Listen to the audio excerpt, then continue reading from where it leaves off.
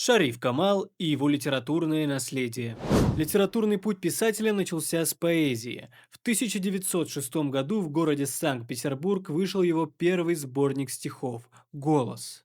Шарифа Камала можно назвать создателем классического образа татарской новеллы. Например, его произведения «Уяно», «Буранда», «Кунельсез-Эш» были пропитаны традициями Чехова и Горького. Камал одним из первых в татарской литературе создал образы людей труда.